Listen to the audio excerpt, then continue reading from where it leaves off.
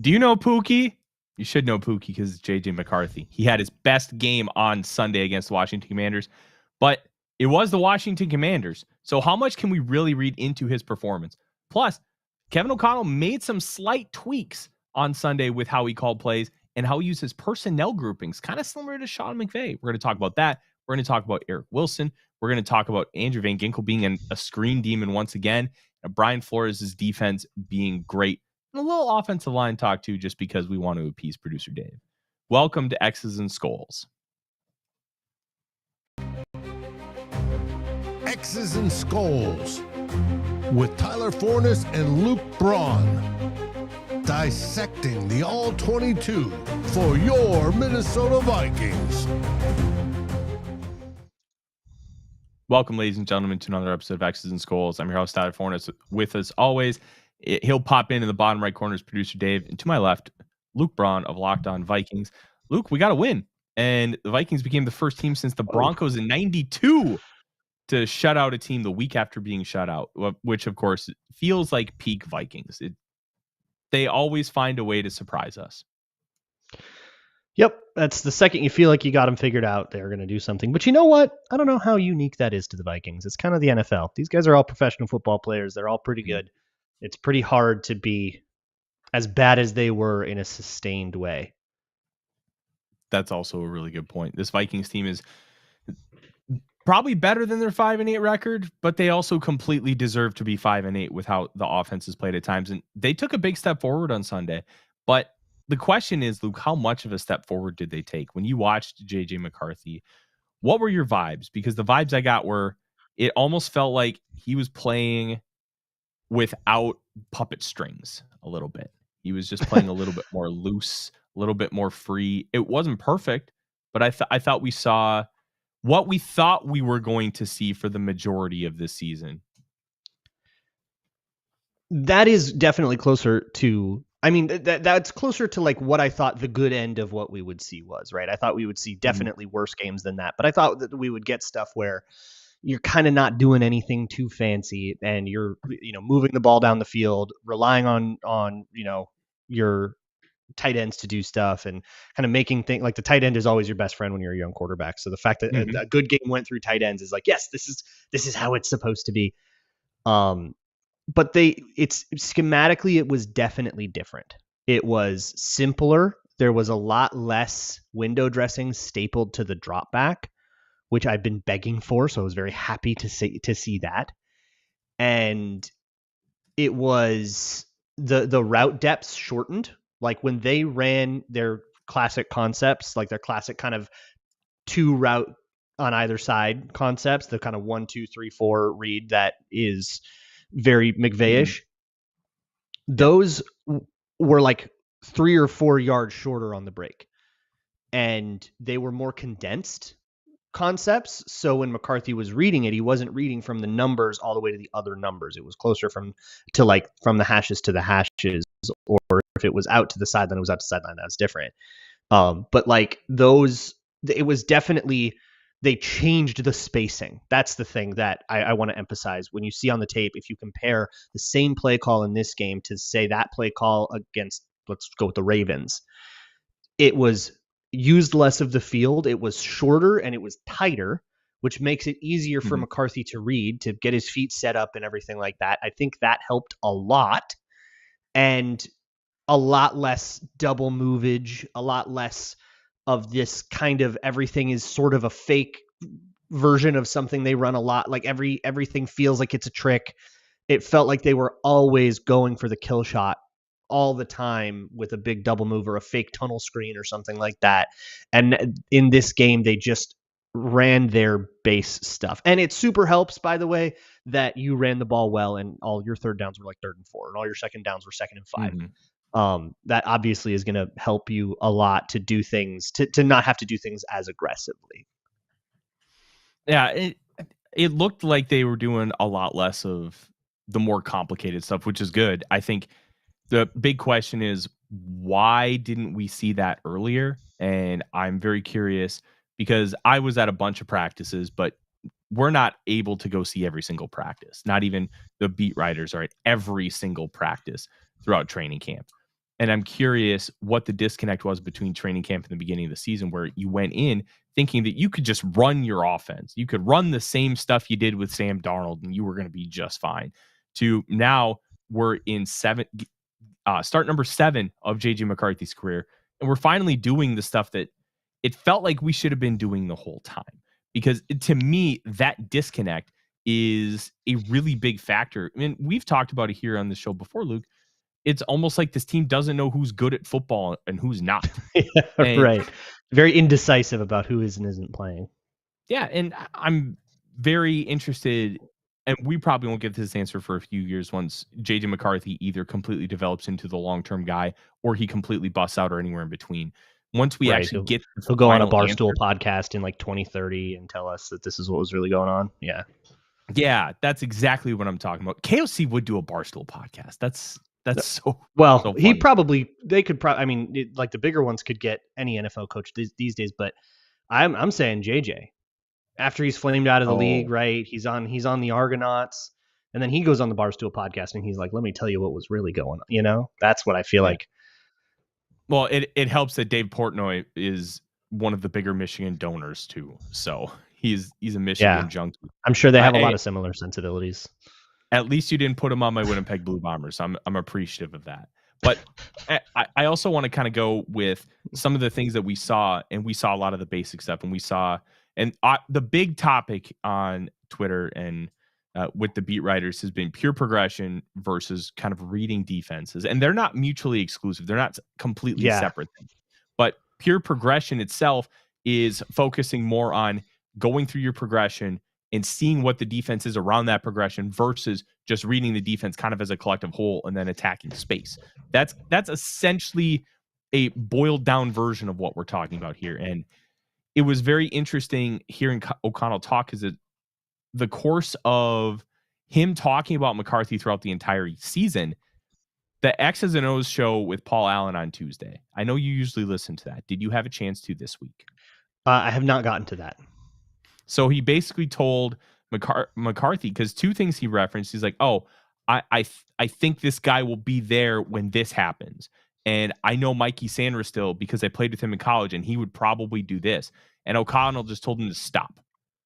Just read the defense, read your progressions, and throw the football. Just worry about your job and don't think about what everybody else is trying to do, and try to predict things. And I found that to be really interesting because from a long term, it is, but it's also something that in 3 to 5 years, that's how Tom Brady and Peyton Manning were able to ascend to a different stratosphere when it came to quarterback play, because they were able to understand, hey, I know these guys' tendencies. I'm going to be able to exploit the hell out of it. So my question for you is, with all that information that I just kind of presented, with how O'Connell's talked and what we saw, are you a little bit more concerned about the quarterback development front because it just feels like a little bit wavy, a little bit uneven? Or is this just, hey, you're developing on quarterback and you have to adapt and adjust as things present themselves? Yeah, I think in general, people overreact to the quotes. It's a learning process, and O'Connell has kind of blessed us with a lot of the detail inside that learning process when most coaches don't. So from our perspective, what we hear is either nothing, and you just hear nothing about a quarterback except, "Oh, he's doing great, everybody." And then suddenly we hear somebody describe imperfection when we're so used to hearing irrational reports of perfection. So when you hear imperfection, you're like, "Oh my God, how bad must it be that he's actually talking about it when nobody else is willing to?" And so I get why you feel that way, but like every time I hear these quotes, I'm like, "Oh yeah, good point. I'm glad he's learning that." Okay. Not like, "Oh, how bad that it is that he had to learn that." I don't really understand the world we thought we were living in, you know? But the read versus like pure progression thing, I don't have a ton to say on it because it's just a different style of offense. And a lot of the older analysts in the space, guys that played in the 2000s, right? Their playing experience is with pure read, or is with like defender reads. And so if I can just describe the difference that people are talking about. So in the Shanahan McVay playbooks, the way that Mike McDaniel drew them all up in Houston way back in the day, because he's all those like play screenshots that you'll see online or that I'll post sometimes. That those were Mike McDaniel drew those.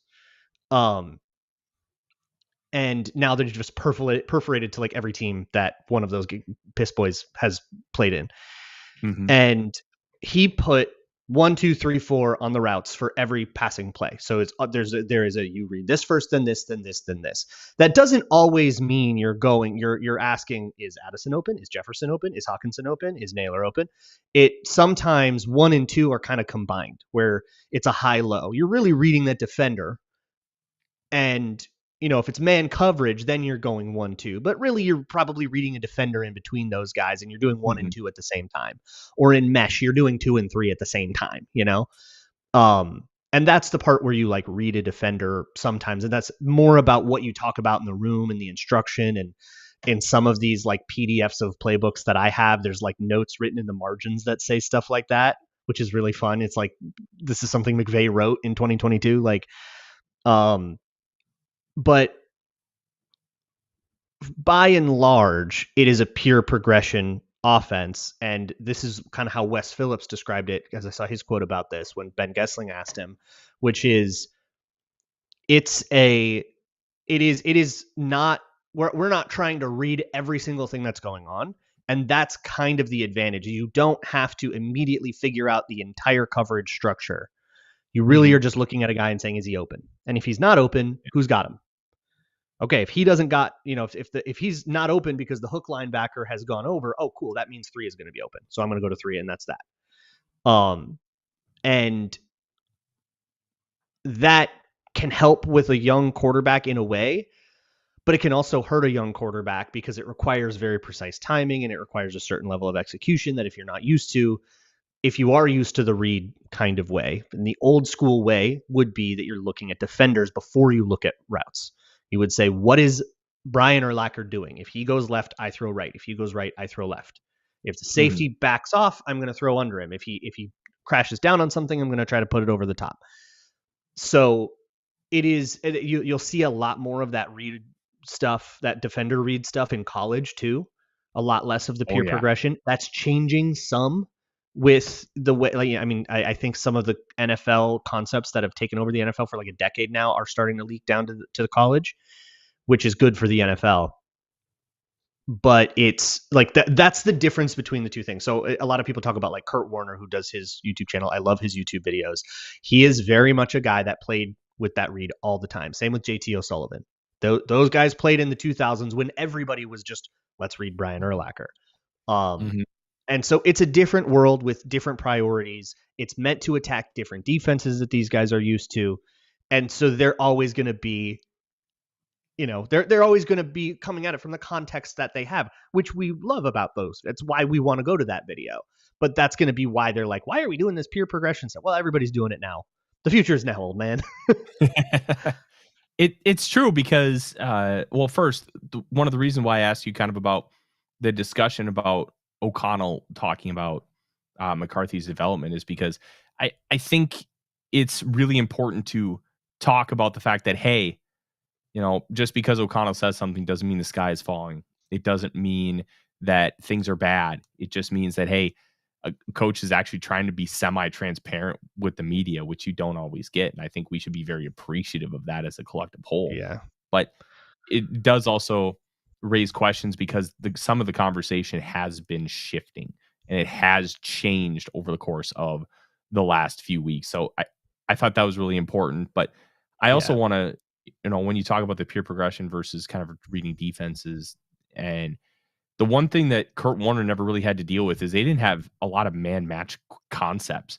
That stuff was really popularized by Saban in like the early 2010s. That was going on more in like at college level too there. And that really didn't hit. I mean, they invented it in Cleveland on the Browns with Belichick and Saban together.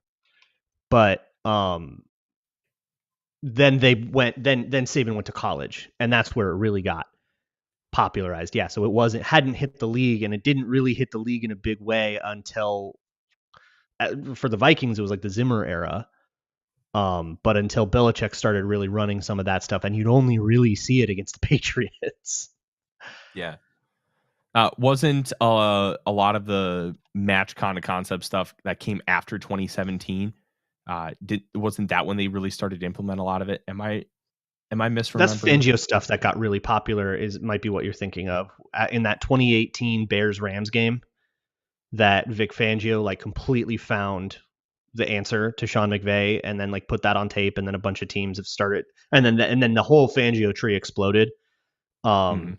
And then I remember that game because Jared Goff was absolutely atrocious. It was also a cold weather yeah, game too, which and did not that help led to Jared his Goff's reputation perception. too. But that was like the way that they used their outside linebackers to like drop or not, and that kind of the tension of are they coming or aren't they coming was huge for that. Mhm. Um, and it got everybody wanted a piece of the Fangio defense, and Fangio gets a head coaching job in Denver over it. And then later on in that Rams season in the Super Bowl, you get the masterclass Bill Belichick with the tilt nose, and Brian Flores was on that sideline. And that 2018 season was a big one for the schematic history of the league. And I would say leading up to it, you had this sort of, correct me if I'm misremembering this, but you had all these like Pete Carroll cover 3 teams. Yeah. And then you had these like Bill Belichick man match teams. And Zimmer was one of Mhm. those man match teams and had the 2017 defense and the 16 and 18, like those defenses that were going incredibly well. And then you had like Belichick doing great stuff, and some of his offshoots trying to do the same thing. And obviously there were teams that did a bad job of all this stuff. But those were like the good defenses in the kind of mid 2010s were either Fangio, uh, Belichickian man match, college man match, like Zimmer had, and then your like Legion of Boom style guys. Yeah, it was a fascinating era of defenses, and something that when I have time, I'm going to go try and look back and really dive into, because some of those early Legion Boom team defenses were just so much fun. The Mm-hmm. amount of length they had at corner was just bonkers. But before we kind of move off of our boy Pookie, um, was there anything about his performance that concerned you that won't be necessarily consistently repeatable? Obviously, we've talked a lot about the leg whip. The leg whip itself, I think, is a little bit overstated because a lot of quarterbacks have leg whip. Josh Allen has leg whip. Peyton Manning has leg whip. But the leg whip is just it's a crux of a variable, because when you add it into everything else that's going on mechanically, it's another potential negative for your ball to either die or spray completely. And he really only had one bad throw, and he was hit on his side when he made it, and it sailed over Jordan Addison's head. But did you find anything Oh that yeah. really concerned you as far as a projection moving forward? Yeah, I like the stuff that we've been talking about all year, like some of the Mhm. mechanical stuff. He's had some turn downs that like every week he just turns one down or he misreads things. He has he has balls that go high on him, like the very first one that Ben Sims, it was over his head, he brought it down, but that's Yeah. oh no, a high pass, right? So there's still that stuff still exists. And I think the misconception that's easy to fall into on this game is the idea that that stuff didn't happen. It very much did, but they got Mhm. away with it and they moved the ball anyways. Good for you. And that's, guys made the catches. They didn't have the drops issues that they had. The mechanical problem that leads to accuracy some of the time, much of the time, did not lead to inaccuracy that time. But that doesn't mean the kind of process that leads to that problem didn't happen. It's just you didn't get punished for it on that throw. So I would say it's probably too optimistic to say, oh, cool, all the issues were solved. They figured it out.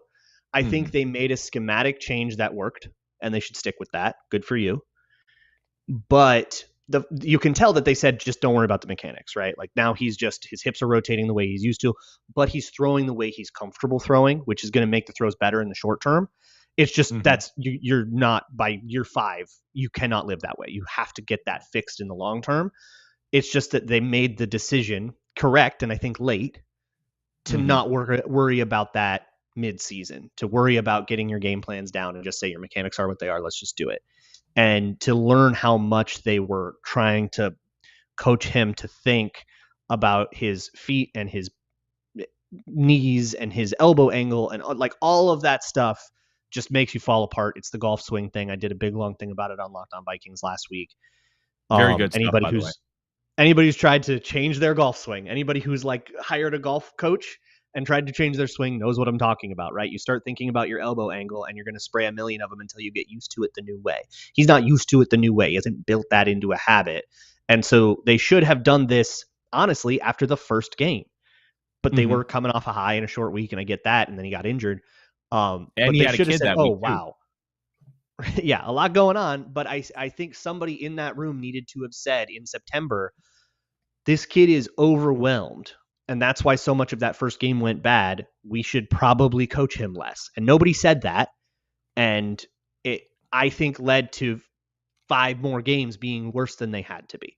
I get it going into the season saying, hey, he was great in the classroom. He was really attentive. He knows all this stuff. I think we can get a lot of stuff on this kid, and I think he can handle it. We can put a lot on his plate, and he can handle it. But you needed to realize way earlier that he couldn't handle it. Way earlier than that Lambeau game, for sure. That never should have happened. And I just because I get in trouble for this a lot and people misconstrue, that doesn't mean that I don't think that it's like JJ McCarthy's fault for not being able to handle it. Yeah. But he can't become the person that handles it right now. The only changeable thing, the only thing in anyone's control is the coaches being able to put an appropriate amount of stuff on his plate. And I think they reconfigured that too little, too late. But look, it worked. But in terms of like long-term and development and stuff, certainly a step forward, but let's not pretend that he didn't turn a couple down that he shouldn't have turned down, or miss a couple reads, or there was that deep ball to Justin Jefferson that he had bad ball placement on, but I will say his feet weren't set on that because of pressure. Like, pressure very much influenced that throw, so don't go too crazy. You can mark this down as a step, but understand that there's a lot of steps left to go before we're out of the weeds on everything that we've seen in the season up to this point. I agree completely. And the one thing I'll always remember, I'm one of Tim Tebow's biggest fans. I have been since I was since I was like 14. But one of the things I remember when he came out, and ESPN they dove into Tim Tebow's draft process, and they talked a lot about him trying to change his arm motion. And I'll never forget this line. I mentioned it on the show many, many times. It takes 10,000 reps to make it a habit, to make it muscle memory. And I think that's exactly where JJ McCarthy is. And you talk about the golf swing. I think that's a great analogy as well. It's going to take him 10,000 reps. And the fact that he had to spend most of last offseason doing rehab stuff. And it's not like he can't throw during rehab, but you're not trying to change mechanics during rehab. You're trying to get your knee back to 100% so then you can do things. And February, March, that's like peak time to make those changes. Because then when you get back in the building in April, you're hitting the weight room, you're hitting the books, and then you're doing practice stuff. It's more install and those kind of things than it is, hey, we're going to completely focus on mechanics. So I think that's a really big factor too. If he goes in to this offseason without having to rehab any form of injury, I think that's when hopefully we're able to see a lot more of those changes. And this is going to be another one of those things when McCarthy does a Barstool podcast in either 5, 10, 15, or 20 years. Why did it take so long to figure this out? And the one thing that I keep going back to is O'Connell has said he wants to put him in difficult situations to help that speed up that development, which I think is a smart decision and smart process. But at a certain point, you have to really corral it and realize you're putting your quarterback in a failure position rather than having him learn on the fly. Because I believe in trial by fire. Yeah, I believed in it forever. For some people, there's a line. There's people who respond to that. Like Stephon Diggs. You put him in a tough spot, he's going to figure something. He's going to grow. He's going to learn. He is an iron sharpens iron type of guy. And I don't know if every athlete in the world is that kind of guy. I think there are people who respond better. I don't think Kirk Cousins was that kind of guy. I think he was somebody that thrived in peace, not in war, And I would say, just knowing JJ's history as a guy that played for the best high school in Illinois and then IMG in his senior year, and then, the best college program was Michigan, and then all of these blue blood, everything is really set up for you. All the resources are there. You're never worried about, well, we had budget cuts, so, we couldn't get everybody the right size helmet this year. Like, you never had any of, like, there was very little, I would say, adversity for McCarthy. He had a hurt thumb once, but he is not somebody that, fought through, crawled across broken glass, went through all these things. And that's not necessarily a bad thing. I'm sure he feels very blessed about that. But I don't think that fosters the kind of person that you go, okay, we're going to, trial by fire you. To me, that's the kind of person, let's make this as peaceful as possible. And you've grown so much in other times of peace. Let's keep you in a time of peace. So I would say, somebody in the chat asked, would you say the coach failed JJ? That is what I've been saying for weeks now on my show. So yes, absolutely. And I think that part of that is just a total misread on the kind of learner that you have. That's such an important part of coaching anybody in any context outside of sports too, or if you're like a leader in your job, is everybody is a different kind of learner. You have to identify what kind of learners that you have. And they just didn't do that. And I think they really threw away a season by not adjusting this fast enough. No, I agree completely. And that failure is going to be very interesting to watch as we see what changes are made, because who's going to be at the crux of that? Is it going to be shit rolls downhill. Let's just be honest. Kevin O'Connell's responsible for all of this, but he is also not in depth on every single meeting because he has an entire team to run. He is not in every quarterback room. He is not with the offense every single time that they have a conversation. How much of that is Wes Phillips? How much of that is going to be Josh McCown? And where does that blame get placed? And does that cost somebody their job? That is going to be the we're next. We're definitely not out of those woods. Great 31-pointer against Washington, but I would say everybody on outside of the defensive staff is coaching for their jobs. And I would even include Kevin O'Connell in that, even though I think his leash is much longer. But if they bottom fall out, and if they're the worst team in the league for the last 4 weeks, much better performances have gotten the Vikings head coach fired. Exclusively better performances actually have gotten the Vikings head coach fired. Yeah, I agree. Let's move on. I think we'd be remiss to not talk about the offensive line. Dave's big round bellies. You mentioned Donovan Jackson. The only time I noticed him when I was watching the film, and I wasn't watching the offensive line super in depth because I wanted to watch. I watched them obviously with the run game. I thought they did a great job on an overall level. I saw Donovan Jackson miss a stunt earlier in the game, pretty rough, but overall I didn't notice him, which to me is a really good thing. I'd rather not notice my offensive line than notice them at all. Talk to me about what you saw with him, because I believe for patreon.com/SuperBrownNFL, you said that you were doing a video on him. So I'm working on one right now. Yeah, I'll probably do it. I'll probably finish it tomorrow. He looks hurt. That's what it is. He looks a lot slower than usual, and it looks like that ankle's really bugging him. The way he is stepping is just a little bit slow and clunky, and I think that led to some L's. But I'm not all the way finished with it, so that's really my only kind of jumped out at me observation is all the times that he takes an L. It's either there's one where he overcommits to a stunt, which will happen to any young guard, and happens to him less than I thought. So I'm okay with that. And then the other losses he takes, it's like, he's trying to get to the second level and he just can't get out there, can't get out to the right level, to the spot he needs to be fast enough. And he usually has been a little faster than that. So I think he struggled more than he usually would. It wasn't a horrible game. Will Fries had a worse one. And I think it's just the injuries bugging him. That's really the observation here.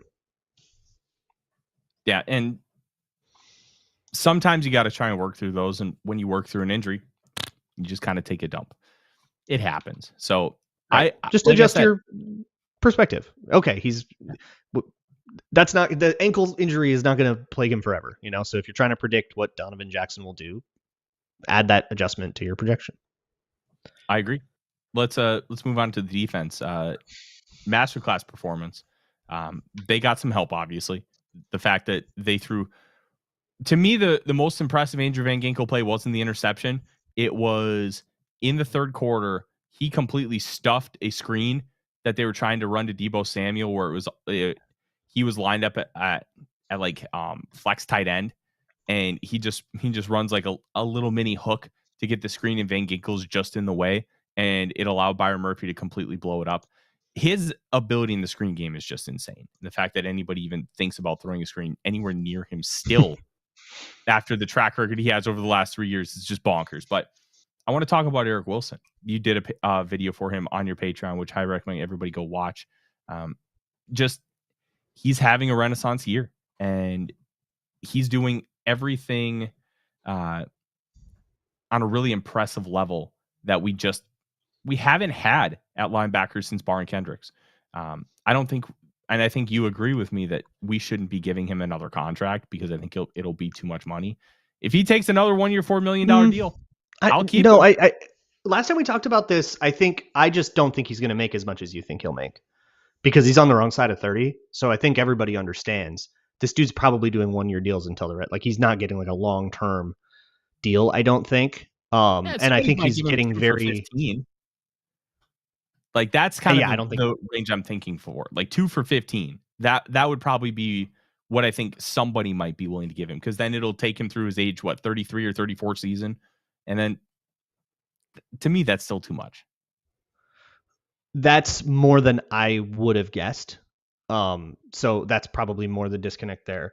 Just because the value of a guy, like the way I think teams will look at him is the age is going to scare them, and the Flores-iness of it all is going to scare them. Like everybody's going to watch tape and see him succeeding in ways that they don't necessarily use their linebackers. So I don't know if the market for him is going to be like that big. I would love to see him back, and I do kind of think it's going to be like a 1 year deal.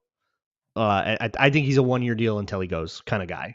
When you're the kind of dude who's, undrafted, plays out your first eligibility with your undrafted team in Minnesota with Zimmer, and then you go somewhere else, and then you try out on another team, and then you end up back at the first. When you bounce around like that, it's really hard. Like you have to really become a national storyline to get like a Van Ginkel-esque 2 year deal, or like year tacked on big money reward kind of thing. I do think he's getting some incentives, so that will help too, but I'm not sure what the market will be. But we can talk about all that in February. We'll have all the time in the world to talk about that. But what he's doing right now is really, really, really awesome. And I feel like I keep kind of arguing against myself on this. Eric Wilson's playing great. Don't like there's a certain couple of things that like bug me about the way that they use him, with like putting him at edge and asking him to take on tackles, and he's never good at that. But like he played safety in college. That's not his fault that he's not bad, like not good against a tackle. Like why are they asking him to do that? So I don't hold that against him. And for the stuff that we need him to be good at, he's awesome at.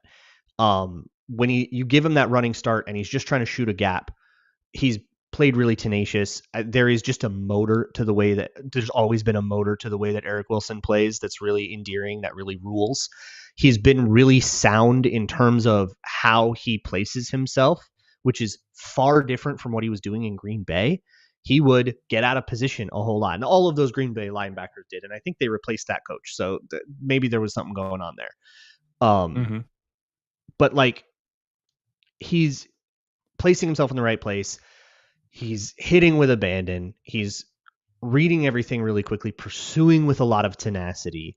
And so that makes him this really great, like chess piece, Swiss Army knife player. But what I really like, actually, what I really liked in this game was the sim pressures when it's really, really hard to line up in the A gap. And I don't know if it was just because he's wearing 55, but I'm like, this dude is kind of doing the Anthony Barr thing.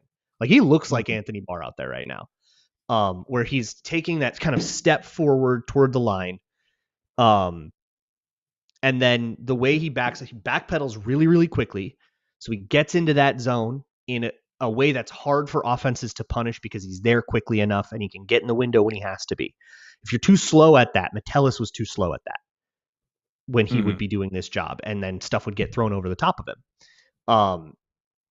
And he's got a great feel for how to open his hips, for where that window is supposed to be. That's that veteran wile that like you kind of have to have eyes in the back of your head for where that route is. That guy's behind you, and you don't get to like look over your shoulder and take your eyes off the QB. That's when you get smoked.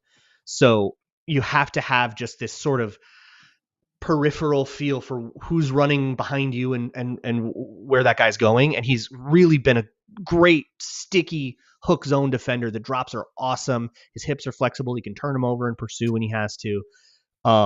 There's a lot going on with Eric Wilson that is beyond he's beating running backs on the blitz, which he's also doing. And it really does feel like an Anthony Barr that you can't rush one-on-one against a guard. Like that's the only difference, which is a pretty good player. That's an awesome thing to have on your defense. Yeah, it is. And one play that really stood out was actually the Eric Wilson strip of Jaden Daniels on the 12-man on the field play, where he's kind of flowing out into the. Yeah, it was. He flew out into the flat, and then all of a sudden, it looked like he was shot out of a cannon right at Jaden Daniels, and then just completely blew up the play. It's too bad it didn't count, but I've been really impressed with him, and it's also why I really believe that linebacker will be somewhat of a high priority for this team from a long-term perspective. Like first, second round pick, maybe third. Yeah, that's definitely going to be a draft thing or another Cashman, go get a guy on a 3-year deal kind of move. Because obviously they don't feel Ivan Pace is that answer. It's got to be somebody. I would love to have a second Blake Cashman. Holy crap, that would be incredibly valuable for this team. Anything else stand out to you on defense? I found it interesting that in some of like the inverted Tampa stuff, I thought I saw Jay Ward line up at outside corner a few times. He started the game out there, yeah. Yeah, they are doing some weird stuff. But they don't have any players. They don't have any warm bodies. It's like it's either I don't know why Isaiah Rodgers wasn't out there to start. Maybe it was a point about the tackles last week. That maybe they were making a point. But like Ward also like immediately screwed up. Yeah, so he attacked the flat, and then all of a sudden McLaurin's just wide ass open on a corner route. Oh yeah, that didn't go so well. It looked like when they had Jay Ward in the slot last year. Ooh, that was a rough training camp. Anything else really stand out to you? I thought Jalen Redmond looked really good again. It felt like Grenard and Dallas Turner were kind of non-factors, but I didn't think they had poor games. I just thought they were just kind of. I think Grenard got almost stopped up a little bit. They put a lot of attention on Grenard. Dallas Turner didn't play a lot, which it's got to be a game plan thing because he was so white hot. There's no way this is them saying that wasn't good enough because he leads the team in sacks. But tied with Eric Wilson, by the way. Oh, is he now after that game? Wow. Yep. It's 5.5 for each of them and 5 for Redmond. Those are your leaders. 33 sacks on the year, which they're pacing 16 behind last year. So they get 4 a game for the last 4 games. They'll match last year's total. Goodness gracious. That's relatively doable. 4 a game? Yeah, sure. I mean, it's easy. Not easy, but they got 33 for their 13. So yeah, that's all like 2.5 a game. That's a little far-fetched. That would be a pretty crazy uptick, yeah, for the defense. But like, I kind of think that I don't know if Grenard's fully healthy. I think he's playing through stuff, maybe even more than they're reporting. Because he's not really hitting with the abandon, and he's not getting off the ball as explosively as we're used to him getting off the ball. So I think those guys were not getting as much out of those 2 guys. And so it's pretty huge that we're getting more out of Wilson and Dallas Turner and out of like blitzers up the middle that Jalen Redmond's doing his thing. And it's kind of making up for that, which is really nice. Yeah, it is really nice. Before we go, let's I'm going to bring in producer Dave here in a second, but I want to float an idea by you. I need to know how much CFL you've watched, Luke. None. Are you None? Okay. Because the Vikings just brought in a guy from my Winnipeg Blue Bombers. His name is Trey Vavel. He's from Minnesota State Mankato. So chalk that up. He's a 25-year-old cornerback. But in the CFL this past year, he won most outstanding special teams player and most outstanding rookie. I've been yelling at Kevin to get hands on this guy. He had 4 return touchdowns last year in the CFL, 2 kickoff, 1 punt, and 1 field goal, which if you know the CFL, every field goal gets returned. If it's not, it's a point because touchbacks are negatives for you in the CFL. So they encourage all kinds of returns. Plus, you'll love this. There's a 5-yard radius that you have to allow a returner to catch the football. There are no fair catches. Everything is returned. It's great. But they brought in Vavel yesterday on a visit, and He's not allowed to sign until, I believe, January 8th, because CFL players have to wait until the end of the regular season to sign, because they don't want guys playing from training camp in April and May and then sign with an NFL team. And all of a sudden you're playing 18 CFL games, and then you come over to the NFL and you're playing another 9 or 10 if you go to the Super Bowl. Yeah, it's rough. But I'm curious if I was hoping you would watch some CFL, because it's a standard kickoff there, but it's 65-yard wide field, 12 guys. How much you think there might be some translation issues with like the return game? Because obviously this team has had really good luck with returners over the years. Brett Coleman's even on record saying, yeah, returns are dead. Unless you're a Vikings fan, then you really just don't understand why other teams just don't try yeah, to right. do With Patterson and then Wongwu, who's still doing it elsewhere. And Percy Harvin and Marcus Sherrills. It's just a bonkers string for this team. But I thought I'd bring that to your attention, because Vavel's just an incredible special teamer. Plus, he got some starts at corner, and he might be worth trying to have like as your like corner 5 or 6 to try and develop and see if you can make something out of him. The beautiful thing is you don't really need to answer that question before you bring him in.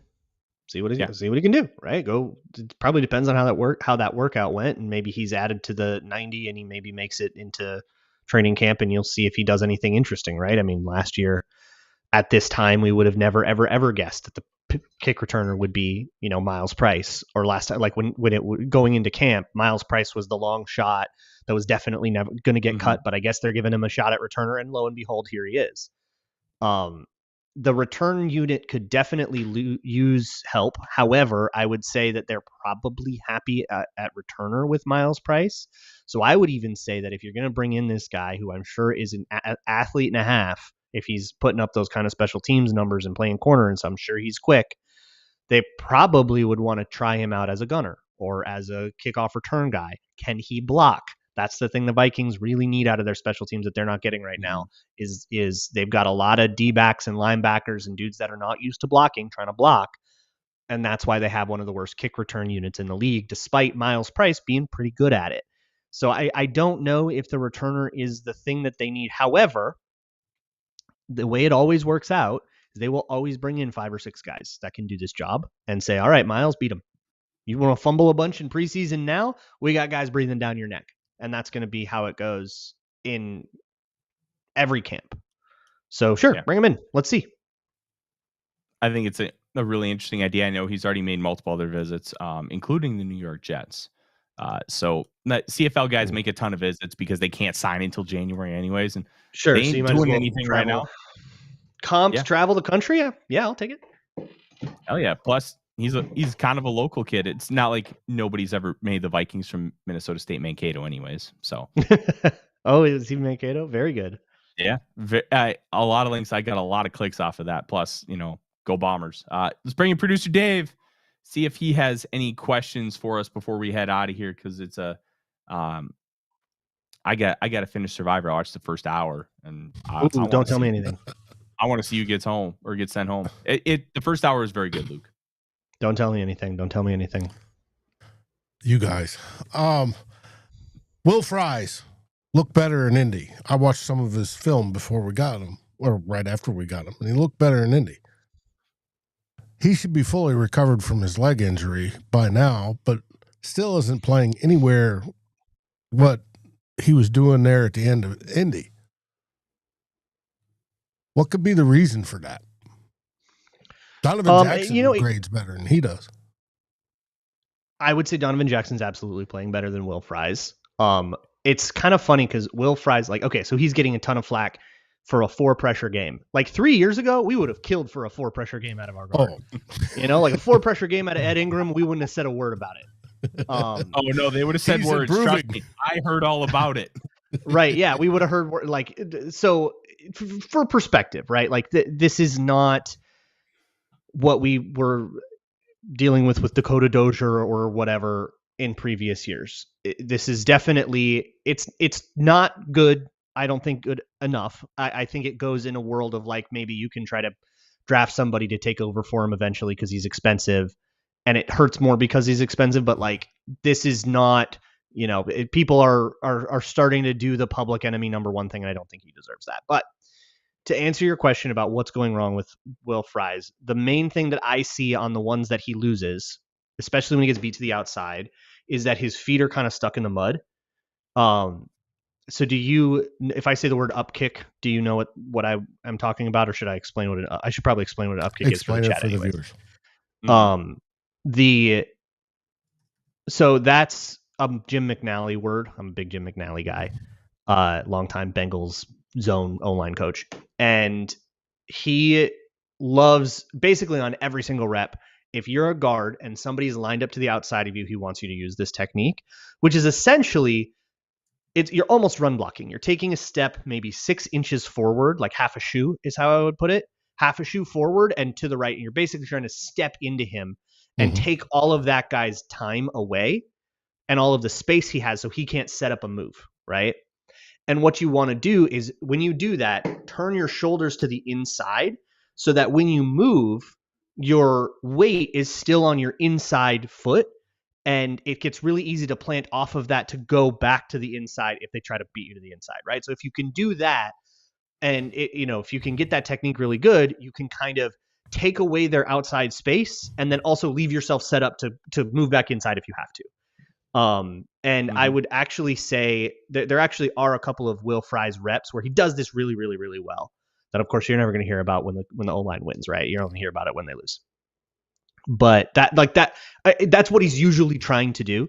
And when he loses, he just doesn't get far enough over.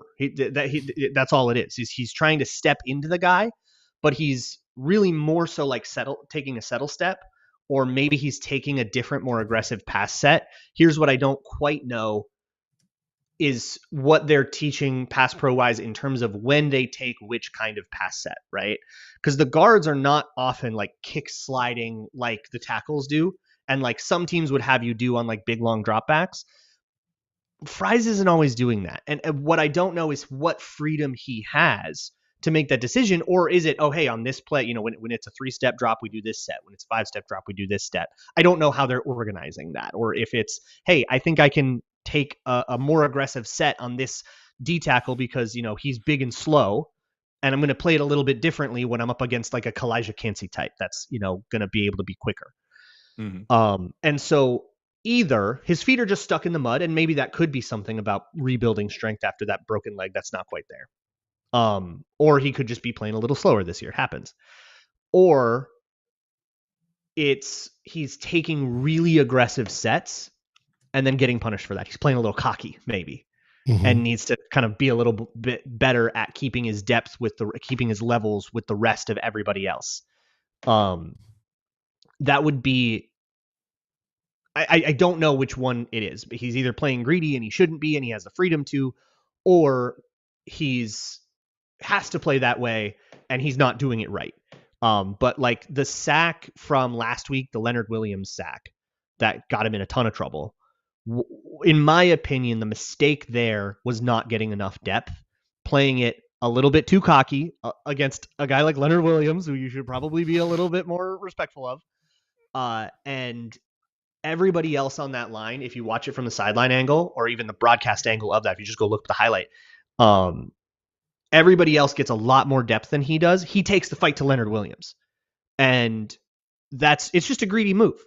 And I'm not scared of you move. I kind of respect it, but that's going to lead you to L's if you can't back it up. Okay. I sort of like that attitude though.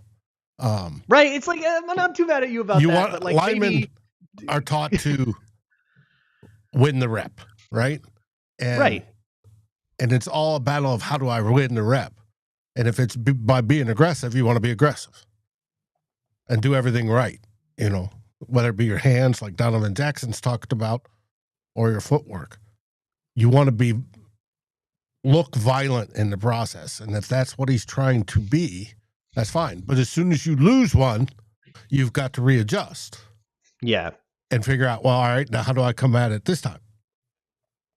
How do I not lose it? Yeah. And who knows how that's different from what they had him doing at the Colts, right? Totally different game plan, totally different scheme. Who knows what's different there? I wouldn't expect it to look the same. How he's taught to process, how he's taught to step. Yeah, it could be. Yeah, like you say, oh, I kind of respect that attitude, and I say that too. He could be going to the sideline after that sack, and Chris Cooper could be like, hey, you got to step inside a little harder when he goes there, but I don't mind the aggressiveness. And I don't think he would be that wrong to say it. Right. Could be. Yeah, this is good stuff. Well, how do you think they're going to do against Dallas's interior defensive line?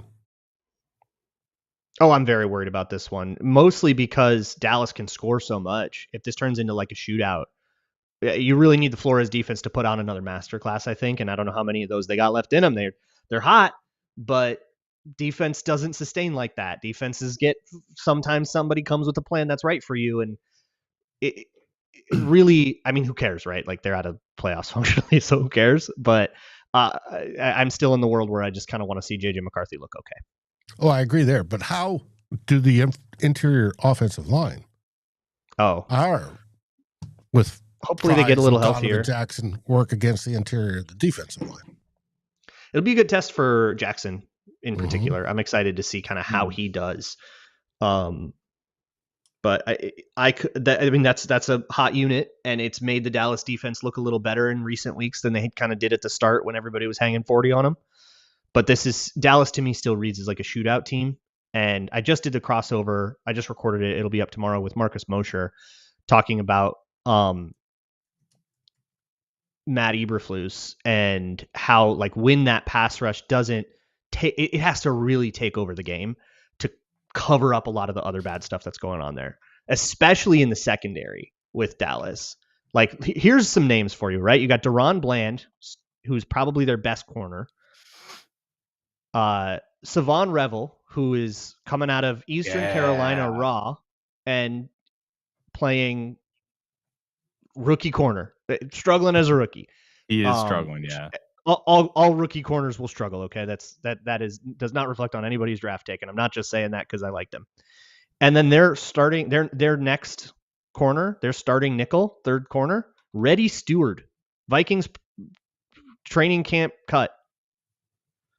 And this is not a Nahshon Wright situation. I'm about to say, we have Nahshon Wright getting a player in a month. This is not, Mekhi Blackman playing all right on the Colts. It's been rough for Dallas. And I don't think they're very happy with Eberflus either as a coordinator. It doesn't sound like that. It sounds like he's on a pretty hot seat too. So with Schottenheimer running the offense there. So as well, it's kind of the way it's been for them is Chicago. The pass rush needs to take over. Like the bar is so high for that pass rush where, like, I think he can take a few L's and still get opportunities against this defense. And then the question becomes about if McCarthy can handle it and can hit an open receiver, and they hold on to the football. Yes, a lot of ifs. Mm-hmm. Yeah. Can Justin Jefferson go over 100 yards? Can he go over 20 yards? Let's start there. I'd love to see him go into Dallas after Dallas fans really wanted to argue about CeeDee Lamb for years and years and years. Yeah, it was interesting that Lamb left the game in concussion protocol against the Lions. He wasn't even on the injury report today. I know it's 6 days out from their game on Thursday. He was limited. Lamb? Yeah. I didn't see him. Yep, I did on one of them. CeeDee Lamb was limited concussion. I went to look it up and I almost went out of the tab that we're recording. Oh, no, he was on there. I'm just brain dead. Okay. We went to a local spot called the Hilltop. If you've never heard of it, it's the Bob Dylan bar in Hanover. Bob Dylan's brother owns like a farm like a mile and a half away. Used to go there all the time. So they revamped. They got these buffalo chicken wonton egg rolls that are just stupid good. Holy shit, they're so good. But mixing cultural items, food items. So good. Anyways, anything else, gentlemen, before we wrap this thing up? Because we've gone an hour and I think we've gotten some really good stuff. No, I think that was it for me. Yeah. That's it for me, except for Saturday morning. We'll answer this from Big. Eberflus runs a five-man front. They've only been doing it since they acquired Quinnen Williams, and it's been working. Think of it as, how do you stop the Vikings 5-man front? They're doing it's not identical, but they're doing some similar things. You're basically just going to have to block it and you're going to have to try and exploit the fact that they've got 5 guys on the line and in the pressure. So do some horizontal stuff, get a spread the defense out a little bit, and then try to get them out of that. So it'll be interesting because if they can't block it, they're not going to take them off the field. So that's probably step 1. Yeah. We'll a lot of talk cover about 3. more I'm about guess. it tomorrow. Yeah. We'll talk about it tomorrow on the Real Forness Show. Make sure you check out Luke on Locked On Vikings with Marcus Mosher of Locked On Cowboys tomorrow on the crossover episode, and patreon.com/LukeBond NFL. I'm Tyler. He's Luke. He's producer Dave. SKOL Vikings, everybody. We'll see you tomorrow night. SKOL Vikings. Thanks for watching. Please like, subscribe, and ring the bell, and share this episode with your friends and even your enemies. We'd love it. Thanks for watching Vikings First and SKOL. We are part of the Fans First Sports Network, and we appreciate each and every one of you. SKOL.